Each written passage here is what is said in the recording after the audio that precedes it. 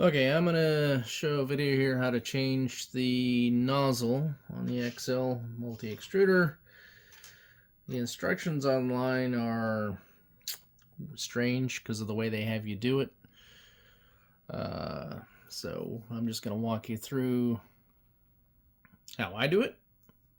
It's pretty easy. The first thing we want to do is I need to unload the filament. So I'm going to go ahead and go to filament and say unload. And the current tool, which is that one. This is one of my dislikes about the XL2 is the amount of filament that you have to load into the printer. It's like probably 4 feet.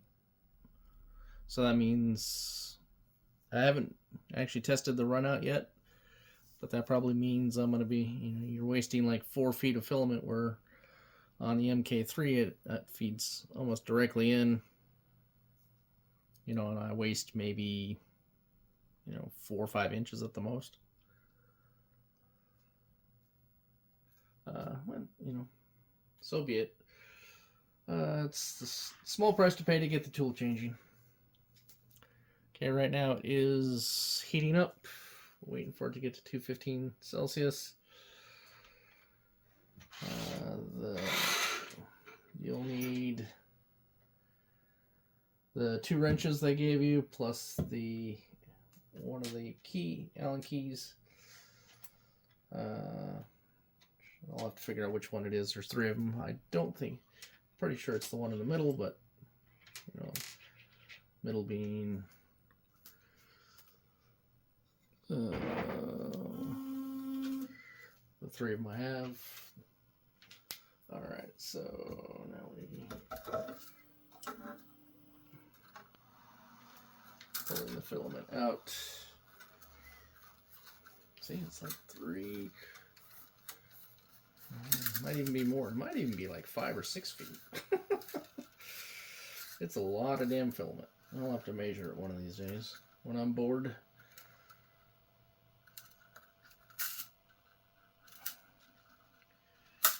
Okay, and now we're gonna go to back, and we want it to cool down. That's gonna take a minute or 2 to cool down because we don't want to touch a hot extruder. So we're gonna let it cool down.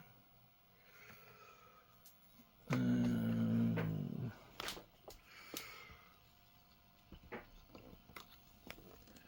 don't know if I can get the angle on that or not.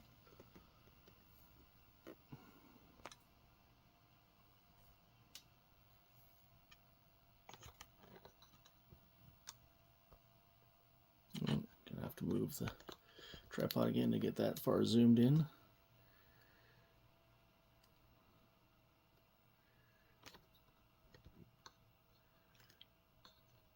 Once that gets down to, I don't know, 40 or 50 C, then I'll continue on. Okay, I'm back. It's cooled down. Next thing I want to do is we're going to park the tool. So we'll go to Control, Park the tool. And it's going to have to sit here and figure out where it's at before it can park. Oop, wrong one.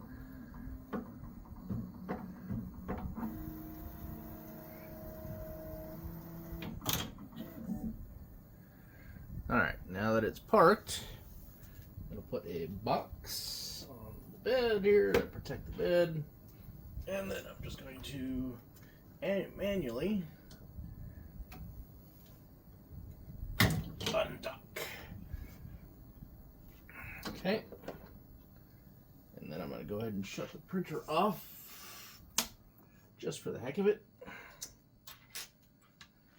Okay, now there is a hole right here, which one of these tools is going to go through.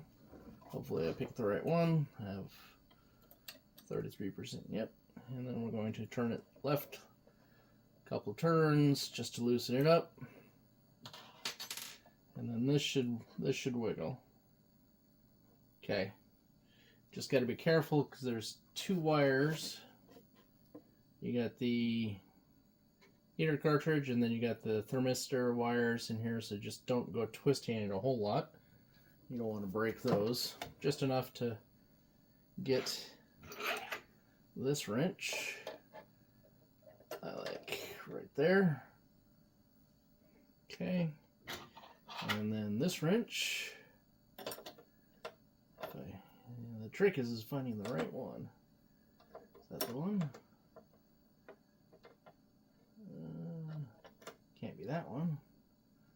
It's always the last one you pick, right? No, that ain't it. Wait, it's this one.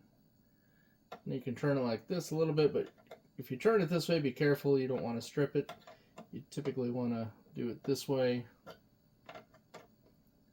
But if it's loose enough, you might be able to get away with doing it this way. You know, if it's easier to get to, but again, that's up to you. Just use a little bit of common sense and be careful.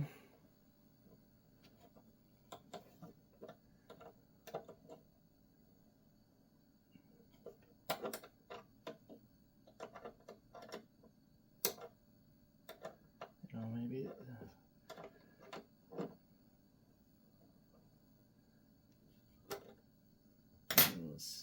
at some point it should become loose enough to do with your fingers.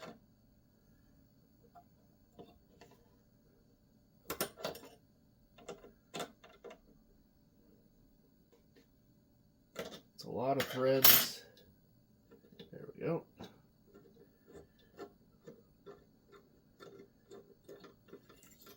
Comes on out. Ooh, just careful with that again.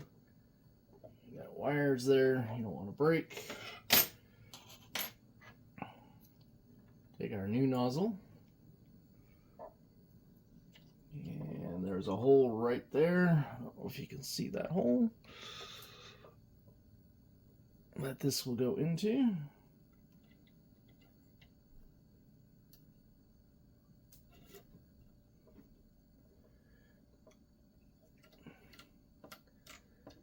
And just got to get this kind of squared so that the thread's in. You don't want it cross threading or anything like that. All right.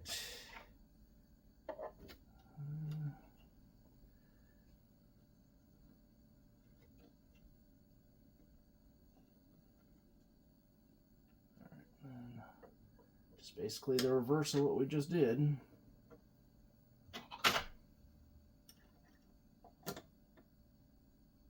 Yeah, see, that doesn't feel like it's threading in correctly. Just take your time. It's not a rush.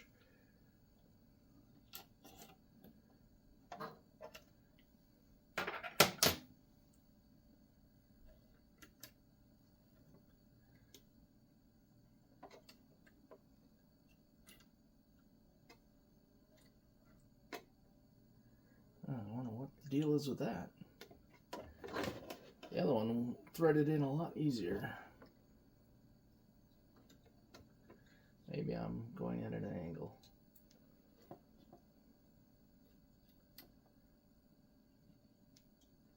There we go. Just got to hold it at the right angle so that it doesn't twist.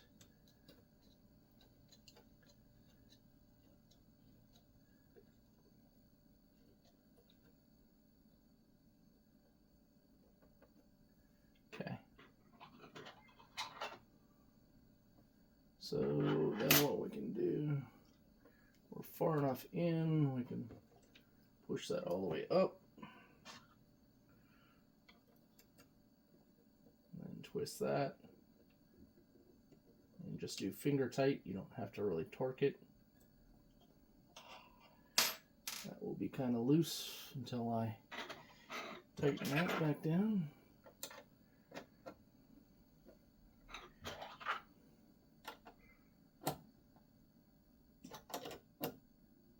Doesn't have to be super tight, just... Okay. Yeah, that does not twist. Okay, so I don't know if I'll have to zoom in here or not.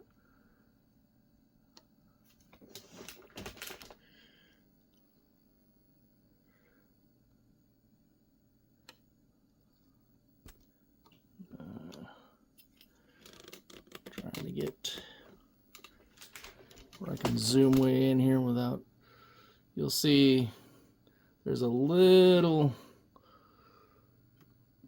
it's like brass here, and then a little spot right there at the top, and it's like a, looks like a little copper bit that should be just barely visible. And let me get the old one here. Maybe it'll be easier on the, if I do the older one here. Do it wrong way. All right, so doing this little bit here should be visible right here. So this gap between this and this is what you're seeing, and just a little bit of that to know that you've got it far enough up in the top. Okay. And zoom in out the wrong way again. Zoom in a bit. Fabulous camera work, right? All right. Then we store that. Then we're going to, let me move the camera a little bit here so I can get to the printer a little easier. So now I'm going to manually dock this again.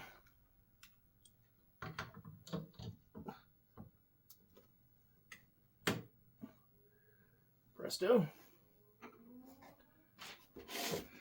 I can take the box off. Let's go ahead and fire the printer up again. Okay.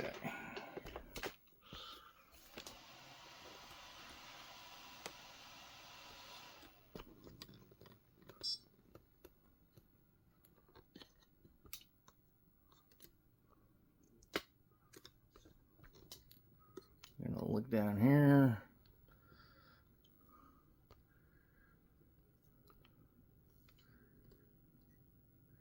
And zoom, it kind of floats around.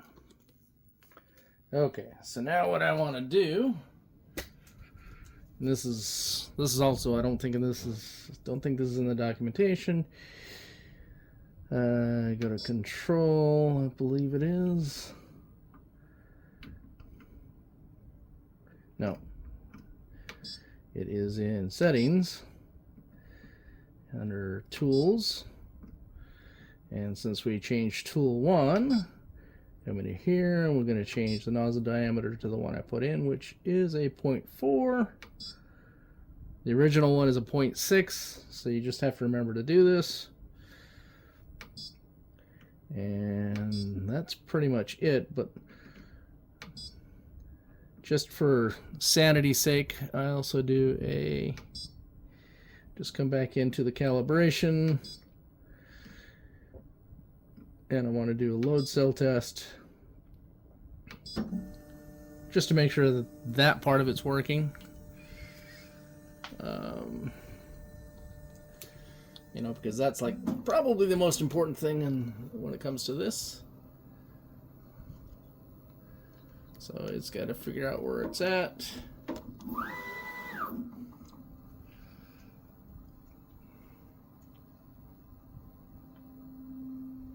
And then it's going to go pick up tool number 1, which hopefully I docked all the way. I guess we'll find out shortly. Looks like it. Okay, so now it's asking me to continue.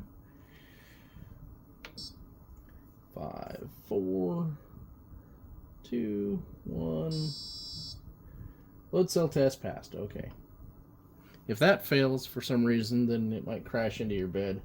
That's why I do it. That's it. Nozzle changed. Now you can go into your slicer and make sure you change your profile to the correct one for the nozzle diameter, and away you go.